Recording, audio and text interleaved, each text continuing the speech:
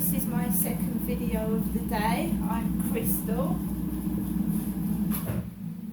Welcome to my YouTube channel. Good morning. It's a Monday morning. Alexa, what's the time, please? The time is 10:30 a.m. So the sun's gone in, so it's got overcast, but it is still quite warm.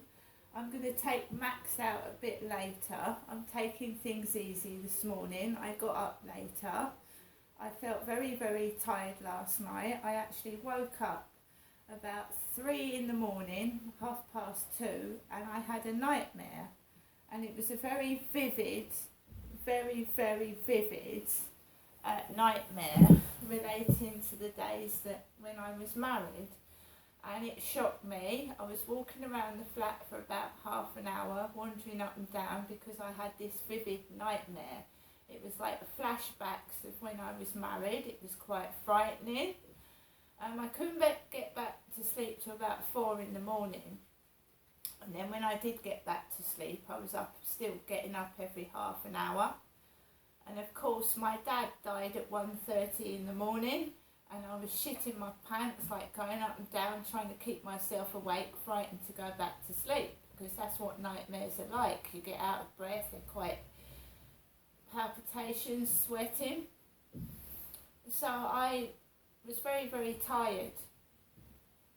So I laid back down and I didn't get up till about 8:45.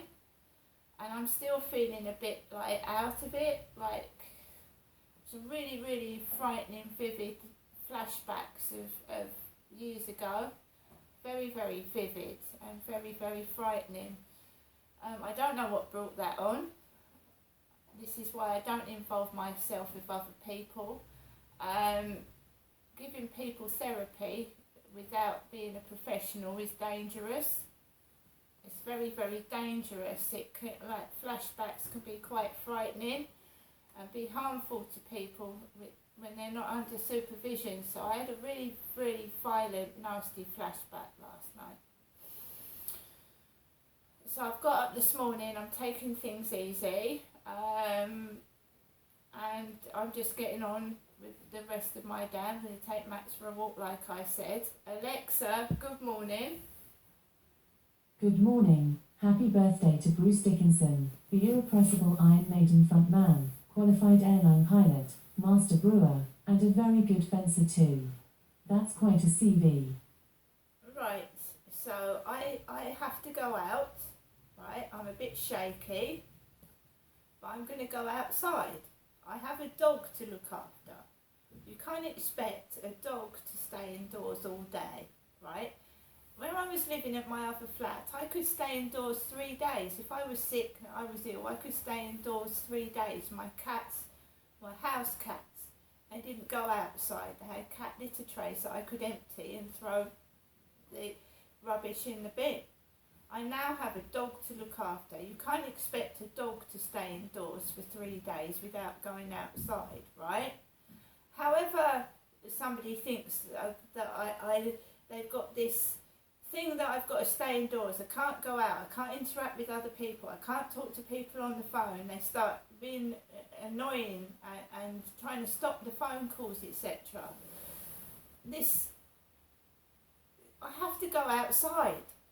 I have to. I'm a normal human being. I have to interact with people. I have to use the phone. I have to walk my dog. Right, so keeping me indoors because I am telling the truth and things are going to come out. That's not my problem. That's their problem. It's not mine. Right? But trying to make me ill, upsetting me, to keep me indoors, it's not going to work. If I collapse outside, I collapse outside. I can't help that. Right? Alexa, what's the thought of the day? Okay, here's thought of the day. Here's your thought. Most human beings have an almost infinite capacity for taking things for granted. Quote by Aldous Huxley. Right, so my mum has left an answer phone message for me. She's rung this morning. The cleaners were about when my mum rang. The black bearded cleaner.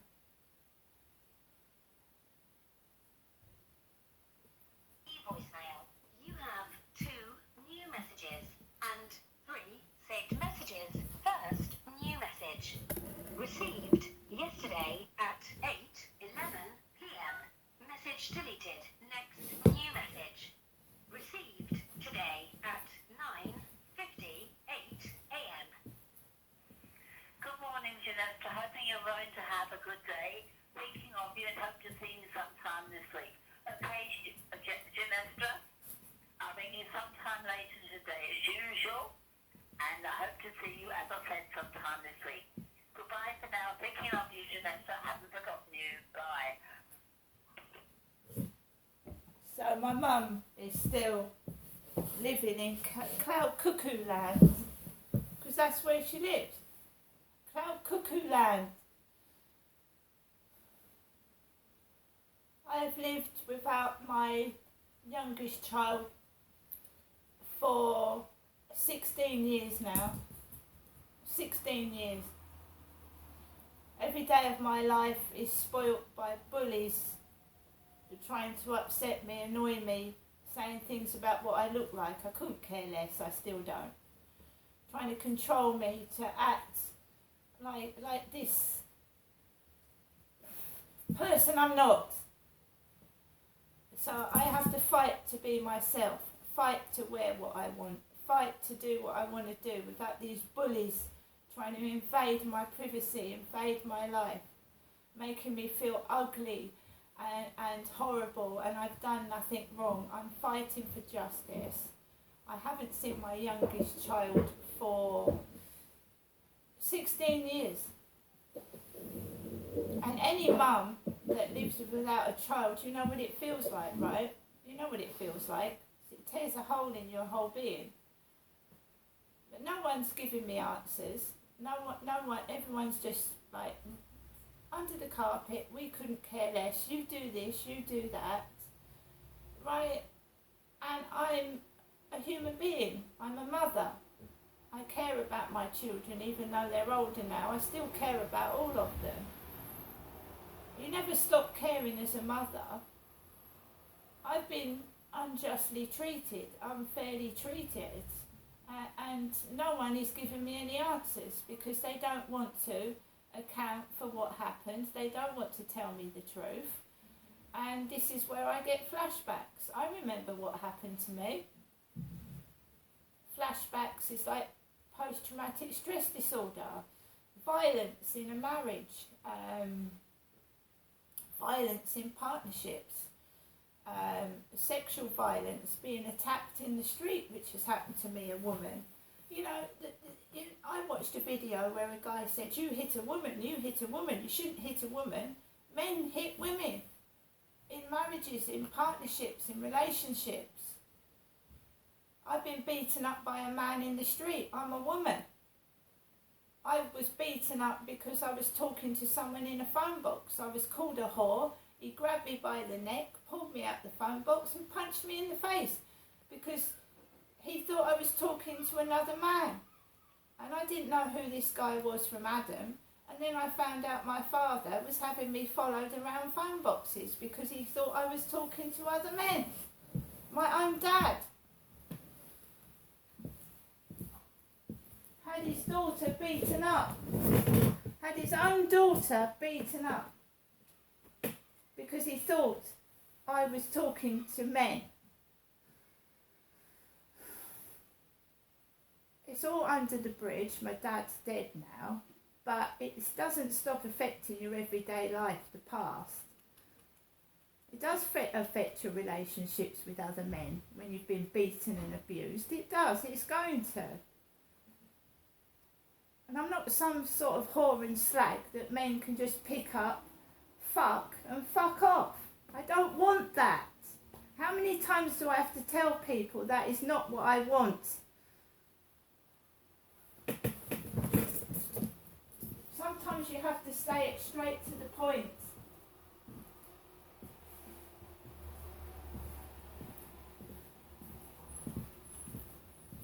I want to be able to dress how I want to dress, be left alone, be able to be me, and these stupid men thinking that I'm a fucking easy lay, a piece of shit that they can abuse. I don't want that.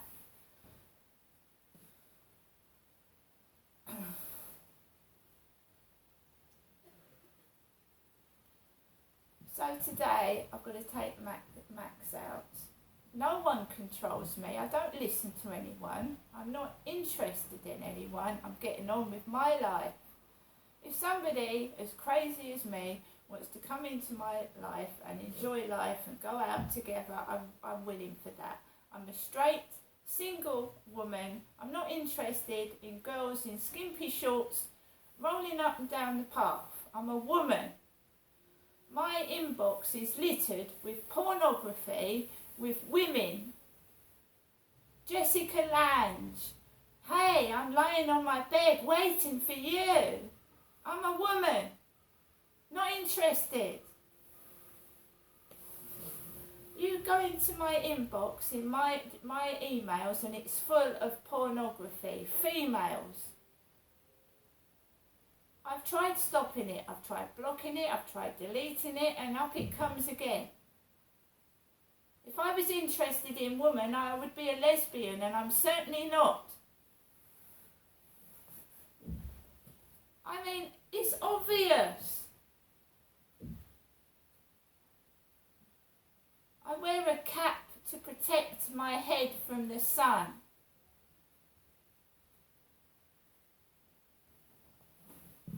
That is why I wear a cap on my head.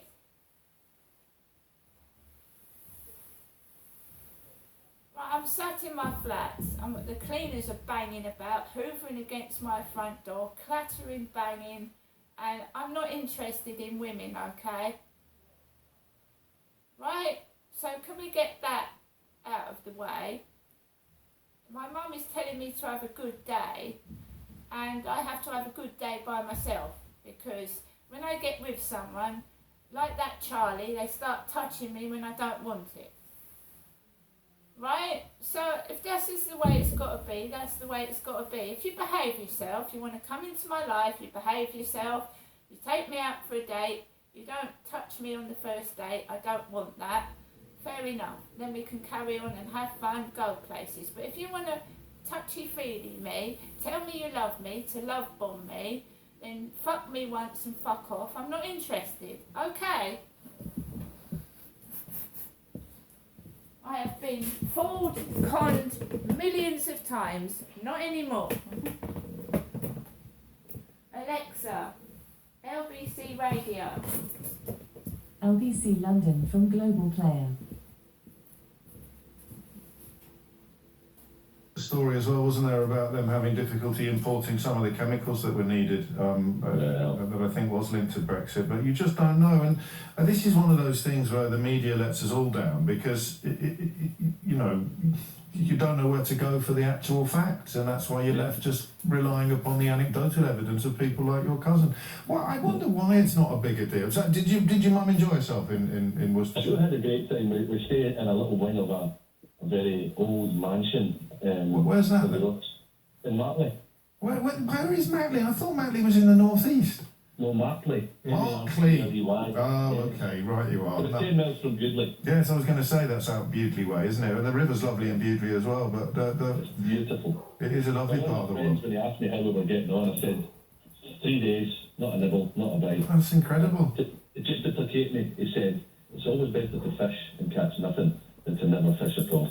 I like that. So I think it was Tennyson, wasn't it, who said it's better to have loved and lost than to have never loved at all. So you've got a bit of Tennyson coming into the fishing net. I think that the place you stayed in, or the place your mum stayed in, I think it was on the market a few years ago, and I remember having a look at it. Not to buy, because I live in London, but I'm always intrigued when fancy mansions come on the market in my old neck of the woods. Thank you, Jim. Martin is in Saint Asaph in North Wales. Martin, what would you like to say? Oh, hi, James.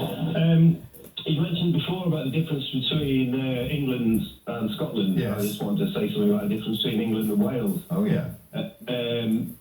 New build housing developments in Wales for the last 3 years must have a sustainable drainage system. So I think housing developments of 5 or more houses, along with the sort of planning application, there must be a sustainable drainage system planned, and that essentially separates surface water from foul water. Because what seems to be causing the problem is when it rains, obviously all the water from your roofs and your gutters and runoff from the driveways mixes with the foul water, and it all goes to the sewage treatment plant at once, which can't keep up, so it just pumps it straight out. So new builds now in Wales are separating surface water from foul water. They often have these large attenuation buffer ponds on site, which fill up with rainwater and then slowly trickle out, but the foul water goes through it. This is what we were talking about. So they have been compelled commercially to spend more money than they would have liked to on improving the quality of life for everybody in the area.